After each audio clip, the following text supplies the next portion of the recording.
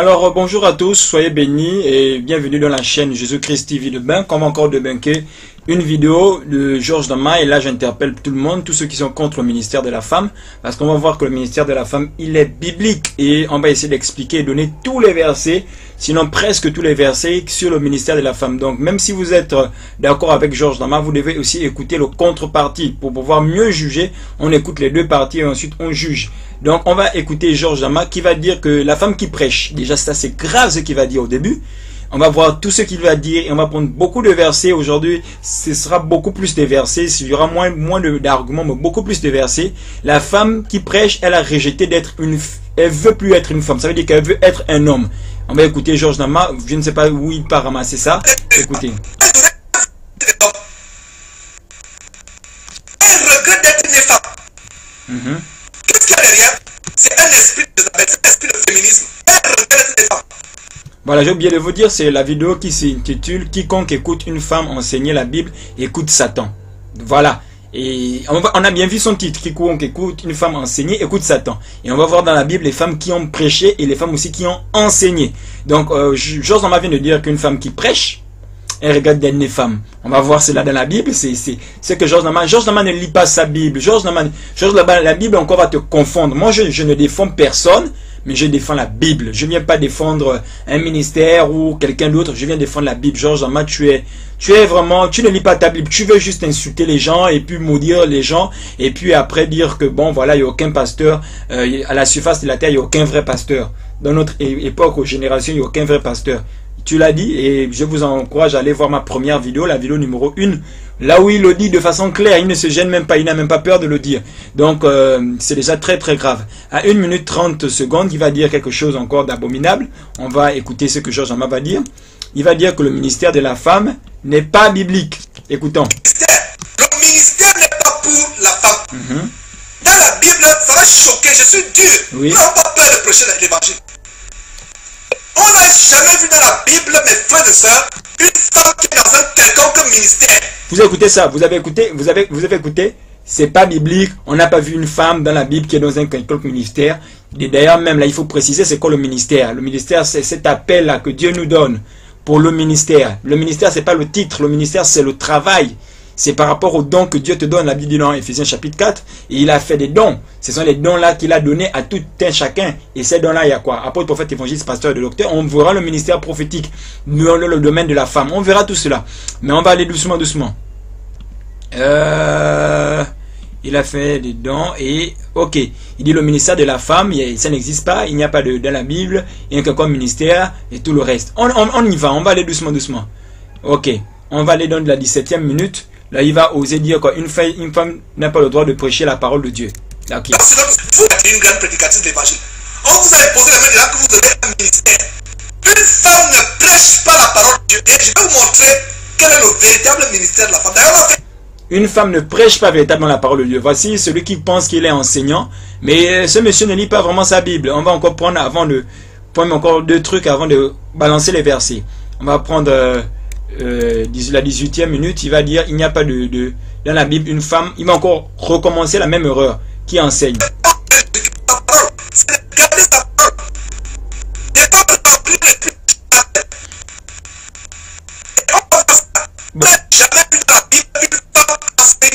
Voilà, et on n'a jamais vu dans la Bible une femme qui enseigne.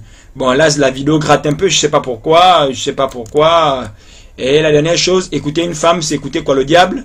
Voilà, c'est écouter Satan. Il va le dire.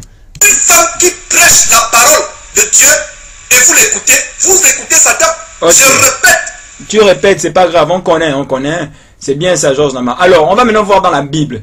Maintenant, moi je vous dis, vous croyez en Georges Dama ou bien vous croyez en la Bible? Est-ce que toutes les personnes qui sont dans les ministères sont bêtes? Sont-ils des maboules? Sont-ils des fous? Sont-ils des... Voilà. Donc, une femme, moi j'attaque déjà son titre, puisque dans son titre, il dit que quiconque écoute une femme enseigner la Bible, écoute Satan. La Bible dit dans le livre des Actes des Apôtres, chapitre 18, verset 24, c'est Luc.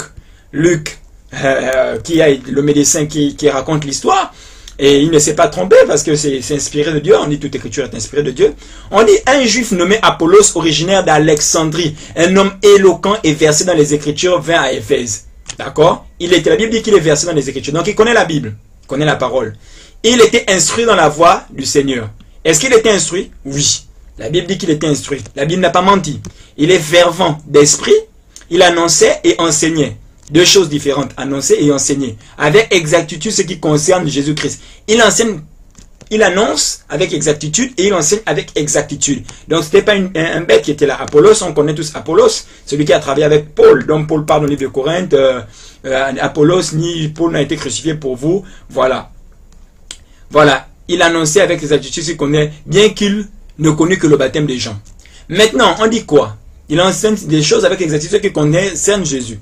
Maintenant, on lui dit dans Actes chapitre 18, verset 26, il se mit à parler librement dans la synagogue. Achias et Priscille, l'ayant entendu, le prirent avec eux et lui exposèrent plus exactement la voix du Seigneur, la voix de Dieu. Un instant. Voilà, donc, excusez-moi pour ce petit instant. Donc, je disais, voilà des personnes, on voit Achias et Priscille, ce couple, qui l'ayant entendu, le prirent avec eux, pas avec lui. Avec eux, les deux, et les deux lui exposèrent, on dit ENT, lui exposèrent, ENT plus exactement la voix du Seigneur, la voix de Dieu.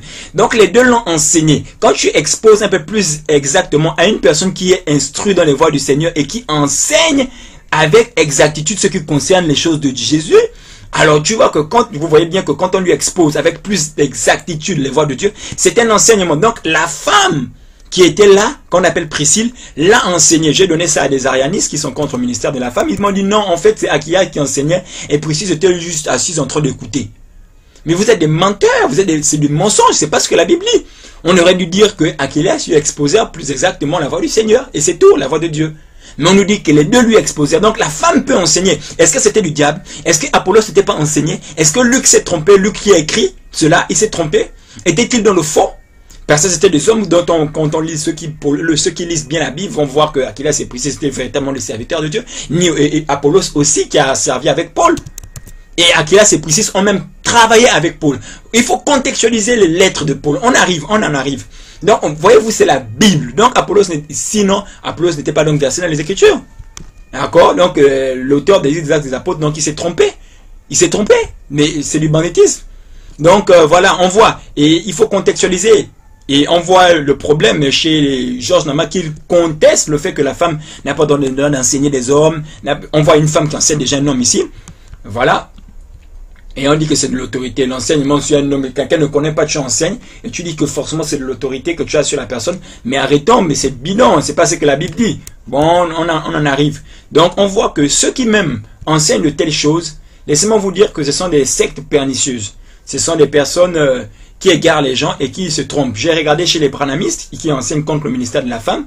Les femmes là-bas, elles chantent, elles dirigent les temps de louange. Même chez Kakou Philippe, les femmes dirigent les temps de louange et d'adoration et elles se mettent à dire Alléluia, est-ce qu'on peut acclamer le Seigneur? Est-ce qu'on peut s'élever dans la présence de Dieu? Est-ce qu'on peut s'asseoir? Mais une femme, vous dites que la femme n'a pas le droit de prêcher. Une femme n'a pas le droit de parler dans l'église, elle doit se taire. Mais pourquoi chez vous aussi c'est le contraire? Maintenant on va aussi voir chez Georges Nama une femme qui se met à enseigner. Vous allez taper la vidéo qui s'intitule Nicki Minaj, l'esclave sexuelle des Illuminati. On va voir cette vidéo, on va la prendre, on va la mettre. Alors à 3 minutes 3 secondes. Désolé pour ce bruit. 3 minutes 5 secondes, une femme qui parle, écoutez.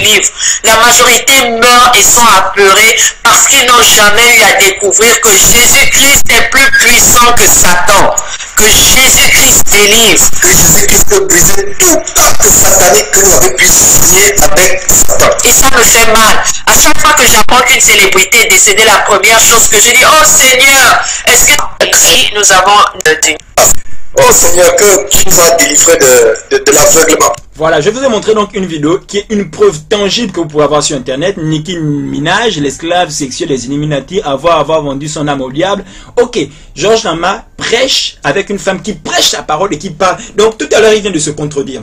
Il dit d'abord qu'une femme n'a pas le droit de prêcher. Maintenant on voit une femme qui se met à prêcher avec lui à la télévision et elle enseigne à qui? C'est pas des hommes, c'est pas au monde entier. Vous voyez comment les gens eux-mêmes se contredisent. Chez les branhamistes c'est la même chose. Chez les gens de Kakou Philippe c'est la même chose. Ils acceptent, ils disent que la femme n'a pas le droit de prêcher. À un moment dehors, la femme peut prêcher. À un moment dehors, la femme peut prendre la parole dans l'église. À un moment, c'est ça je veux dire que personne ne respecte ça parce que c'est contextuel. Et on a le cas. Il a dit clairement que le ministère de la femme n'existe pas. Ça n'existe pas dans la Bible. On va voir dans la parole de Dieu, Anne qui prêche la parole de Dieu dans le temple à tout homme et toute femme. On voit dans le livre de Luc, chapitre 2, verset 36, il y avait une prophétesse C'est une prophétesse.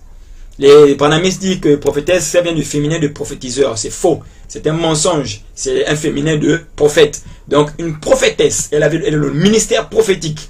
Et on sait qu'il n'y a qu'un seul qui donne le ministère. Selon 1 Corinthiens 12, on nous dit que c'est le Seigneur. Il y a plusieurs opérations et c'est Dieu le Père qui opère. Mais il y a plusieurs ministères et il y a une seule personne qui donne ce ministère. C'est qui? C'est le Seigneur. Et le Seigneur Jésus a donné le ministère prophétique à cette femme. On dit fille de Phanuel de la tribu d'Azer. Elle était forte avancée en âge. Elle avait vécu 7 ans avec son mari depuis sa virginité. Ok. Restée veuve et âgée de près de 80, elle ne quittait pas le temple. Donc, premièrement, elle ne quittait pas quoi? Le temple. Et elle faisait quoi? Elle servait Dieu nuit et jour dans le jeûne et la prière. Elle servait Dieu. Et étant survenue elle aussi à cette même heure, à la même heure où le Messie devait venir, voilà l'enfant, elle louait Dieu, première chose, et elle parlait de Jésus.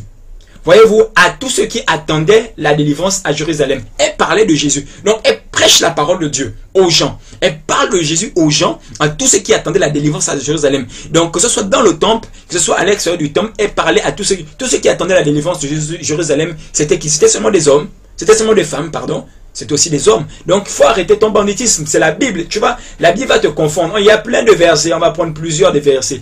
On a le cas de Marie, la prophétesse, qui était une collaboratrice très proche de Moïse et elle parlait librement devant le peuple. On va voir cela et on va voir les arguments selon lesquels c'était l'ancienne alliance. On en arrive, on va doucement. On va Exode chapitre 15 verset 20.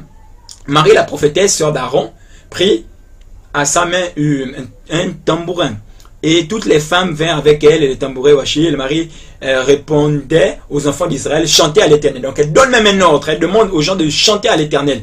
À qui? Aux hommes et aux femmes, car il a fait éclater sa gloire et tout le reste. Donc on voit Marie, elle est quoi? Elle est prophétesse. Donc Georges Nama arrête de mentir aux gens que le ministère de la femme n'existe pas dans la Bible. Voici les mensonges. Les gens, ils ne veulent pas lire la Bible. Ils veulent juste jalouser et critiquer les gens. Et ceux qui ne sont pas assez forts dans la parole de Dieu se mettent aussi à critiquer. Donc il y a beaucoup de versets qui montrent l'implication de la femme dans l'œuvre de Dieu. On a le juge, chapitre 4. C'est pas juge, non, c'est Jude, pardon. Chapitre 4, verset 4, parce que j'ai une Bible en anglais, il prend des titres en anglais. Dans ce temps-là, Déborah, prophétesse, femme était juge en Israël. On voit qu'elle était prophétesse. Donc, il y a eu encore une autre prophétesse. Je vais vous parler de plusieurs prophétesses. Elle envoya appeler Balaam, ok. Elle vient, n'est-ce pas l'ordre donné à l'Éternel? N'est-ce pas l'ordre qu'a donné l'Éternel, le Dieu d'Israël? Va, dirige-toi vers toi. Ok. J'attirerai vers toi. Ok. Est-ce que c'est elle qui a prophétisé? Bon, j'ai pas le temps de relire ça. J'aurais dû lire à fond. Elle répondit, j'irai bien avec toi, mais tu n'auras point de gloire sur la voie où tu marches. Donc, elle prophétise sur la personne. Car l'Éternel livrera Sierra entre les mains d'une femme. Voilà. L'Éternel livrera les mains de Déborah se leva et alla rendit Barak vers. Ok. Donc, l'Éternel livre un roi entre les mains de qui? D'une femme. Et il y a plusieurs versets comme ça dans la Bible. Il faut faire des recherches. Si j'avais plus de temps, j'aurais trouvé encore beaucoup plus de versets. Mais bof, ça va. Dans 2 Rois, chapitre 22, verset 14, le roi alla auprès de la prophétesse Hulda. Tous ceux qui ont entendu parler de la prophétesse Hulda. D'accord? Elle habitait à Jérusalem. Après qu'il lui ait parlé, bon, vous pouvez lire vous-même l'histoire. Les gens, des sacrificateurs allèrent auprès de la prophétesse. Qu'est-ce que les sacrificateurs? Si ces sacrificateurs étaient des vrais, ils n'allaient pas aller, étaient des faux, ils n'allaient pas aller auprès de la prophétesse. Ils vont faire quoi? Ah Seigneur. On a 2 Chroniques, chapitre 34, verset 22. On parle de la prophétesse encore Hulda. Je ne sais pas si c'est la même ou si c'est une autre, mais je pense que c'est la même. On a Néhémie chapitre 6 au verset 14. On dit, souviens-toi de Noadia, la prophétesse, et des autres prophètes qui cherchent à m'effrayer. On a Ésaïe chapitre 8 verset 3. Je m'étais approché de la prophétesse, elle conçut, elle enfantait un fils. L'Éternel me dit, donne-lui le nom de... Ok, on voit qu'il y a plusieurs prophétesses dans la Bible. Donc, tu vois, il y a combien de versets? 1, 2, 3, 4, 5, 6, 7, 8. Donc, on est déjà au 8e verset. Si j'avais plus de temps, je pense que j'aurais peut-être pu trouver plusieurs versets sur le ministère de la femme. Ok, on dit, une femme n'a pas le droit d'enseigner un homme, de prêcher l'évangile sur le ministère de Satan. C'est ce que toi tu dis. Mais maintenant, on vient de voir que dans la Bible, c'est faux. C'est faux, complètement faux, parce que Priscille enseigne à le grand Apollos, non, Actes chapitre 18, verset 25 à 26, qu'on a lu tout à l'heure. On a la prophétesse Anne, qui a prêché à l'intérieur du temple et à l'extérieur du temple, pour tous ceux qui attendaient la délivrance à Jérusalem, dans Luc chapitre 2, verset 36 à 38, on l'a lu tout à l'heure. On a aussi ce que l'apôtre Pierre prophétise. Il déclare quoi aux femmes? Les femmes doivent se taire, elles doivent pas prêcher la parole, elles doivent pas prêcher une personne qui prêche la parole de Dieu, et c'est Satan, c'est n'importe quoi. On dit quoi? Dans les derniers jours, je répandrai de mon esprit sur toutes ces chairs. Est-ce que Joël était un faux prophète? Est-ce que Joël était un faux prophète? Là, tu ne peux pas me dire que l'apôtre Pierre s'est trompé. Parce que non seulement l'apôtre Pierre reprend une prophétie, mais il la reprend avec assurance. Et à cause de cette prophétie, à cause de ces paroles, 3000 personnes se sont converties. La Bible dit quoi? Dans ces derniers jours, je répandrai de mon esprit sur toute chair. Vos fils et vos filles prophétiseront. Donc les filles aussi sont appelées à prophétiser. Donc prophétiser, c'est dire quoi? De dire les oracles de Dieu. Oui, sur mes serviteurs et sur mes servantes. Donc Dieu a des servantes. Dans ces jours-là, je répondrai de mon esprit et ils feront quoi? Ils prophétiseront. Donc les servantes de l'Éternel sont appelées à prophétiser. Donc une femme qui prophétise ne pêche pas. On va dans 1 Corinthiens chapitre 11 verset 15, la femme qui prophétise. Maintenant, bon, toi tu racontes qu'il faut forcément qu'elle porte un voile, un petit tissu sur la tête. Or la Bible nous dit, pour ceux qui lisent par la suite, que et la chevelure lui a été donnée comme voile. La chevelure lui a été donnée comme voile. À qui? À la femme. Toi tu me penses qu'on doit forcément mettre un tissu à la tête. Bon, c'est pas ça le débat. Donc Matthieu chapitre 22 verset 30 et Marc chapitre 12 verset 25 nous dit quoi? Après la résurrection, les hommes ne prendront plus de femmes, ne prendront plus de mari, car ils seront comme les anges dans le ciel. Pourquoi je vous prends ce verset? À cause de Jacques chapitre 4 verset 5. On dit c'est avec jalousie que Dieu chérit l'esprit qui habite en nous. Dieu chérit l'esprit de Dieu qui habite, l'esprit qui habite en nous. Donc c'est notre esprit qui est important. L'esprit n'a pas de sexe. Parce que Galates chapitre 3 verset 28 nous dit, il n'y a désormais ni juif, ni grec, ni esclave, ni libre, ni homme, ni femme, car nous sommes tous un en Jésus-Christ. Nous sommes tous un. C'est pas moi qui le dis, c'est la Bible qui dit que nous sommes tous un en Jésus. Alors si nous sommes tous un en Jésus, qu'est-ce que tu peux me dire? Quoi? On est supérieur, on est au-dessus? Non, ce n'est rien que de la soumission. Soumettez-vous les uns aux autres. La soumission, ce n'est qu'un principe de l'amour. Donc, voici beaucoup de gens qui ne comprennent pas les versets de l'apôtre Paul dans leur contexte. Et certains vous diront, oh, le ministère prophétique là, c'est dans l'ancienne alliance, dans la nouvelle alliance, il n'y a pas ça. Le ministère n'a rien à voir avec l'alliance. Ou bien l'alliance, en fait, n'a rien à voir avec la position du sexe ou le ministère. Non, parce qu'on sait que l'alliance, ça fait rapport à quoi? L'ancienne alliance. C'est par rapport au fait que dans l'ancienne alliance, les gens rentraient une fois par année pour donner des sacrifices. C'est ça l'ancienne alliance. Et c'était juste le souverain sacrificateur qui pouvait rentrer. Mais dans la nouvelle alliance, nous tous nous avons accès. Donc vous voulez me dire que Jésus est venu pour empêcher la femme maintenant d'avoir un ministère? C'est n'importe quoi. C'est comme Georges Nama qui a osé dire que l'huile d'onction c'est démodé. Dans la nouvelle alliance, l'huile d'onction est démodée. Or Jacques nous recommande d'utiliser l'huile d'onction, que les anciens utilisent l'huile d'onction pour prier pour les chrétiens qui sont malades. Mais toi tu dis que c'est démodé parce que voilà, c'est démodé. Non, il faut comprendre que la nouvelle alliance c'est pas le Nouveau Testament. L'ancienne alliance c'est pas l'Ancien Testament. L'alliance c'est l'alliance. Il y a des choses qu'on retrouve dans l'Ancien Testament qu'on retrouve dans le Nouveau Testament. On a le cas par exemple de quoi? Qu'est-ce qu'on peut retrouver dans l'Ancien Testament qu'on peut retrouver dans le Nouveau Testament? On a les dons spirituels.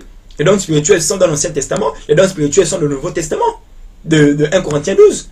Les ministères, on les retrouve dans l'Ancien Testament. Les apôtres, prophètes, évangélistes, pasteurs, docteurs. Tous ces-ci, on les retrouve aussi dans le Nouveau Testament. Donc vous ne pouvez pas me dire que Jésus est venu pour empêcher la femme maintenant de prêcher.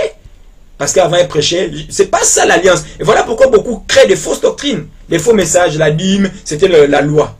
Mais Abraham est pourtant payé sa dîme, non? Et on dit que c'était la loi. Ils n'ont jamais pu répondre à cet argument-là. Cet argument faux et mensonger. D'accord? Bon, maintenant, on va voir quelque chose d'autre. On va continuer. On a vu plusieurs versets. Donc, Georges Nama, arrête de mentir aux gens. C'est la Bible qui te confondra encore aujourd'hui. Donc, la Bible dit que la femme ne doit pas se tresser aussi, non? Chez vous, les femmes se tressent. C'est contextuel. Quand la Bible dit que la femme ne doit pas se tresser, c'est contextuel. Parce qu'à cette époque-là, les femmes qui se tressaient avaient un souci. D'accord? Et ceux qui se paraient de perles et tout le reste, c'était un souci. Mais est-ce que ça veut dire que dans certains pays, les femmes ne se tressaient pas? Les femmes se tressaient. Chez les Noirs, les femmes se tressaient depuis longtemps. Pourquoi? Parce que les cheveux se cassent. Les cheveux de la femme noire se cassent. Donc il faut tresser ces cheveux-là. Donc le fait d'avoir les tresses était dans un contexte bien précis, significatif, ça voulait dire quelque chose. Donc Georges Nama, c'est un menteur. Et il faut contextualiser. Chez certains, les tresses symbolisaient quelque chose et l'apôtre Paul interdit cela. chez certains, mais chez d'autres, ça symbolisait autre chose. Donc aujourd'hui, une femme qui se tresse, elle est dans le péché. Mais chez Georges Nama, chez les Branamis, j'ai vu des femmes qui se tressent. Chez les gens des Kako Philippe, les femmes se tressent. Mais ils choisissent juste les versets qui les arrangent. Ils ne veulent pas contextualiser. On a le cas par exemple de Jésus.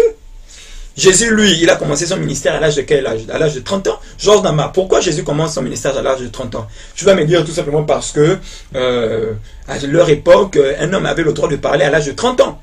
Mais est-ce que c'est écrit dans la Bible?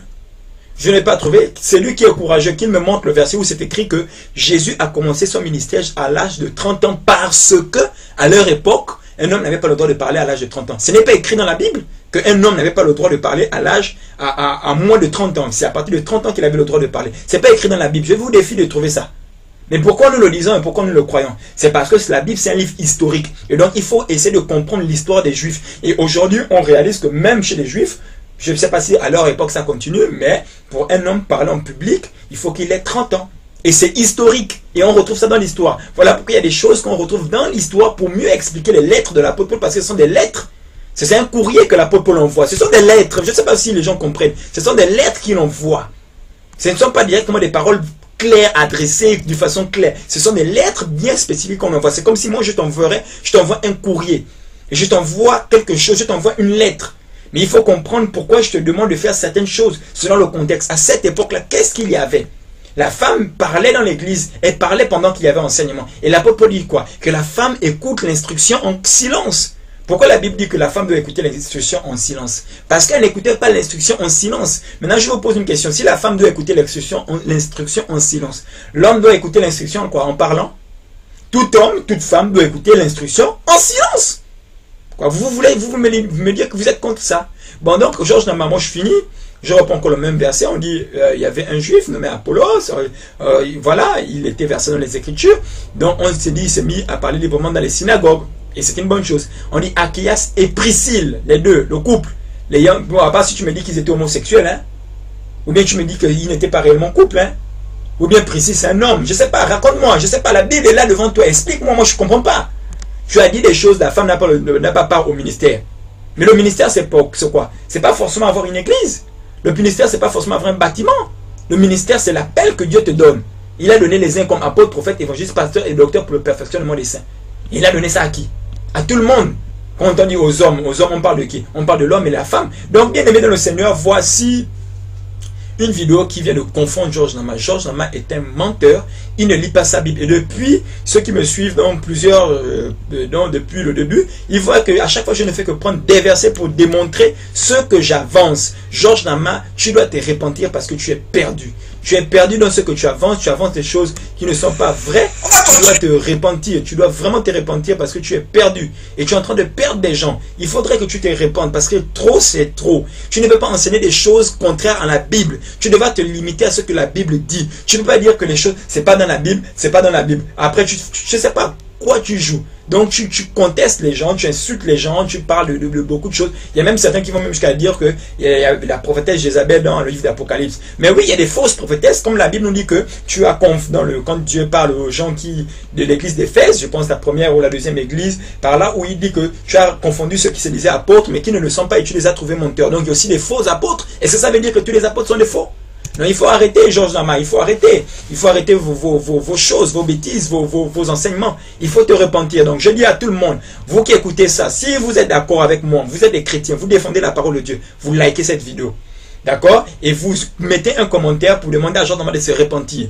Et si dans un mois, Georges Nama ne m'a pas écrit pour s'expliquer, pour s'excuser, pour se repentir, en commentaire en bas, où il mettra un lien pour faire une vidéo, où il met un commentaire. S'il ne le fait pas, je vous demande de signaler toutes ces vidéos à YouTube. Je vais faire une vidéo certainement après, s'il ne se répond pas, où je vais montrer comment on peut signaler une vidéo à YouTube pour qu'on ferme sa chaîne. Parce que trop c'est trop, il ment trop aux gens et il ne veut pas se repentir. Et là je suis à ma 9e vidéo et à chaque fois je fais un thème qu'il donne. Et vous voyez, je n'ai pris que combien de vidéos? Je n'ai que combien de vidéos? J'ai près de 20 vidéos par là. de Georges Nama. Et là, j'ai tellement de trucs à contredire. Georges Nama est dans le faux. Laissez-moi vous dire, Georges Nama est dans le faux. Aidez Georges Nama, priez pour Georges Nama. Georges Nama est perdu. Georges Nama a besoin vraiment de se repentir. Georges Nama, c'est même pas la peine. Répands-toi, tu es perdu. Tu es contre Dieu. Et voilà une personne qui se lève et qui se dit, par exemple, je suis appelé au ministère prophétique. Elle est prophétesse, même si qu'elle parle ou qu'elle ne parle pas de l'église. Georges Nama va dire que voilà, c'est une sorcière. Ou bien elle a refusé d'être une femme, elle accepte d'être un homme, elle est efféminée. Mais c'est quoi? C'est ça? C'est quoi? C'est ça? C'est quoi ces genres de choses? Les gens ne veulent pas lire la Bible et ils croient en ça. Et voyez cette vidéo, si vous regardez les commentaires chez Georges Nama, ils vont dire c'est grave, ils vont venir liker la vidéo de Georges Nama, ils vont dire merci Georges Nama parce que tu es en train de nous éclairer, Georges Nama. Mais non! Beaucoup de gens se font avoir. Et moi, je ne peux pas laisser. Et je vais parler, terminer en disant un message à tous les chrétiens. Il ne faut pas laisser les menteurs parler.